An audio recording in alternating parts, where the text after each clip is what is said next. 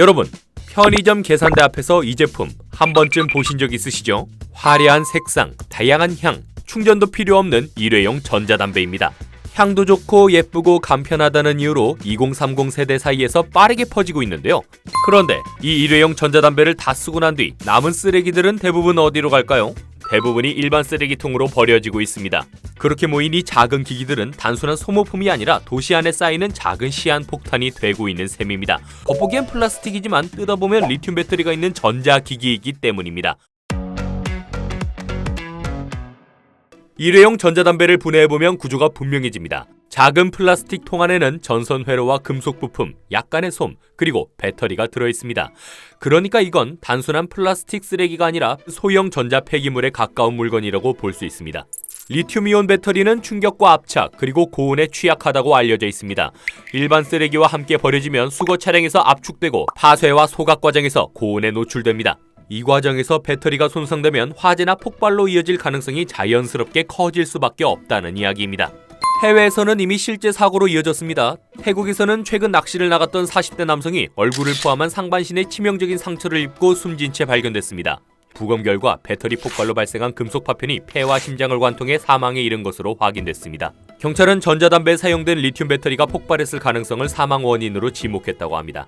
영국에서도 비슷한 사고가 있었는데요. 이번에는 차량 이동 중 코트 주머니에 넣어둔 전자담배가 갑자기 폭발하면서 허벅지에 화상을 입은 사례가 보도됐습니다. 피해자는 장기간 치료가 불가피한 화상을 입었습니다. 전문가들은 이 사고에 대해 밀폐된 공간에서의 압박과 고온 환경이 배터리 폭발 위험을 높였을 가능성을 설명했다고 합니다. 뿐만 아닙니다. 2023년 경북의 한 생활 폐기물 처리 시설에서는 폐기물 속에 섞여있던 폐배터리가 폭발하면서 대형 화재로 이어졌고 수십억 원의 재산 피해가 발생했습니다. 이처럼 전자담배 속 작은 배터리 하나가 실제로 개인의 안전과 생명을 위협하는 사고로까지 이어지고 있다는 점이 확인되고 있습니다. 일회용 전자담배의 수거와 처리 과정에 주목해야 하는 이유가 바로 여기에 있습니다. 해외 주요국들은 일회용 전자담배를 환경과 보건 측면에서 심각한 문제로 인식하고 있습니다. 일부 국가는 일회용 전자담배 판매를 금지하거나 강력한 규제에 나섰다고 합니다. 반면 한국은 이 부분에 대한 관리와 규제가 아직 충분히 갖춰져 있지 않은 상황입니다. 합성 니코틴을 사용하는 제품은 담배로 분류되지 않아 청소년 보호장치나 명확한 분리배출 규정이 충분히 적용되지 않는 구조라고 합니다. 이로 인해 무인 매장이나 온라인을 통한 접근도 상대적으로 쉽고 사용 후 배출에 대한 명확한 안내 역시 부족한 상황입니다. 소비는 빠르게 늘고 있지만 관리와 회수 체계는 그 속도를 따라가지 못하고 있는 셈입니다. 가장 확실한 해결 방법은 모든 형태의 니코틴으로부터 벗어나는 완전한 금연입니다. 다수의 흡연자들이 전자담배를 이렇게 생각합니다.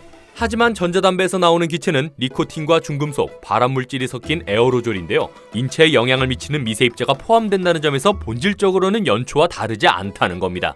일회용 전자담배 제품을 분석한 결과 사용 전 액상에도 납, 니켈, 안티몬 같은 중금속이 검출됐으며 사용 횟수가 늘어갈수록 기기 내부 금속 부품에서 용출된 성분이 에어로졸로 함께 흡입될 가능성이 커진다고 합니다. 이른바 이중 사용의 경우는 더 심각한데요. 실내에서는 전자담배, 외부에서는 일반 담배를 피우는 경우가 늘어나면서 호흡기와 심혈관 부담이 더 커질 수 있다는 연구 결과들이 이어지고 있습니다.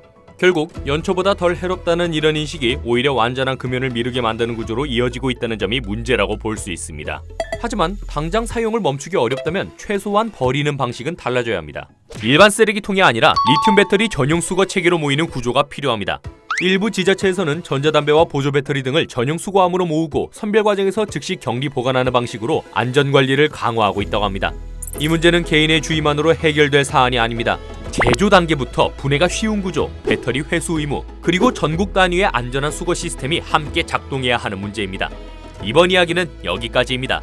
영상이 유익하셨다면 좋아요, 구독, 알림 설정까지 눌러주세요.